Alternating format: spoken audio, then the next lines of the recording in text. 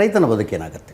ರೈತನ ಬಗ್ಗೆ ಏನು ಅಂದರೆ ಅವನಿಗೇನು ಅಂತ ಹೊಸ ಅಂದರೆ ಏನಾದ್ರು ಒಳ್ಳೇದಾಗ್ಬೋದೇನೋ, ತೀರಾ ಕೆಟ್ಟದೇನೋ ಆಗಲ್ಲ ಅಂತ ನನಗೆ ಅನಿಸುತ್ತೆ.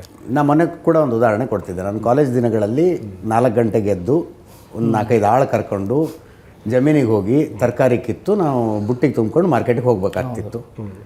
ನಾನು ಮೊನ್ನೆ ಅದರಲ್ಲೂ ವಿಡಿಯೋದಲ್ಲಿ ನೋಡ್ತಾ ಇದ್ದೆ, ನೀವು ಒಂದು ರೋಬೋಟಿಗೆ ಫೀಡ್ ಮಾಡಿದ್ರೆ, ಅಂದರೆ ಎಷ್ಟು ಪಕ್ವವಾದ ತರಕಾರಿ ಕೀಳಬೇಕು ಅಂತ ಫೀಡ್ ಮಾಡಿದ್ರೆ ಅದು ಬೆಳತನಕ ಅಷ್ಟು ಪಕ್ವವಾದ ತರಕಾರಿ ಕಿತ್ತು ಒಂದು ಕಡೆ ಗುಡ್ಡೆ ಹಾಕಿರುತ್ತೆ ಅಂತ.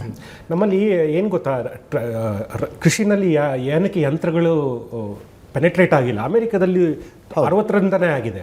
ನೀವು ನೋಡಿರ್ತೀರ ವಿಡಿಯೋಗಳಲ್ಲಿ. ಅಲ್ಲಿ ಕೃಷಿ ಆಗೋದೇ ಯಂತ್ರಗಳಿಂದ. ಹೌದು ಹೌದು. ನಮ್ಮಲ್ಲಿ ಏನಕ್ಕಾಗಿಲ್ಲ, ಒಂದು ಫ್ರಾಗ್ಮೆಂಟೇಷನ್, ಕರೆಕ್ಟ್, ಸಣ್ಣ ಸಣ್ಣ ಹಿಡುವಳಿಗಳು. ಎರಡನೇದು ರಿಟರ್ನ್ ಆಫ್ ಇನ್ವೆಸ್ಟ್ಮೆಂಟ್ ಇಲ್ಲ, ಆದ್ರಿಂದ ಯಂತ್ರಗಳಿಲ್ಲ. ಅದೆಲ್ಲ ರಿಟರ್ನ್ ಆಫ್ ಇನ್ವೆಸ್ಟ್ಮೆಂಟ್ ಬಂದರೆ, ಬಂಡವಾಳ ಹಾಕಿದ ಬಂಡವಾಳ ವಾಪಸ್ ಬರಂಗಿದ್ರೆ ಯಂತ್ರಗಳು ಅಲ್ಲಿಗೆ ಬರ್ತವೆ. ಈಗ ನೋಡಿ, ಈಗ ನೀವು ಗಮನಿಸಿದ್ರೆ ಡ್ರೋನ್ಗಳಲ್ಲಿ ಔಷಧಿ ಹೊಡಿತಾರೆ. ಹೌದು, ಅಲ್ಲಿ ಸ್ವಲ್ಪ ರಿಟರ್ನ್ ಏನೋ ಇದೆ. ಟ್ರ್ಯಾಕ್ಟರ್ನಲ್ಲಿ ಹೊಲ ಗೀತಾರೆ, ಸ್ವಲ್ಪ ಏನೋ ರಿಟರ್ನ್ ಇದೆ. ಎಲ್ಲೆಲ್ಲಿ ಸಾಧ್ಯವೋ ಅಷ್ಟು ಮಾತ್ರ ಯಂತ್ರ ಒಳಗಡೆ ಹೋಗಿದ್ದಾವೆ, ಅದ್ರ ಬಿಟ್ಟು ಹೆಚ್ಚಿಗೆ ಹೋಗಿಲ್ಲ. ಎಸ್.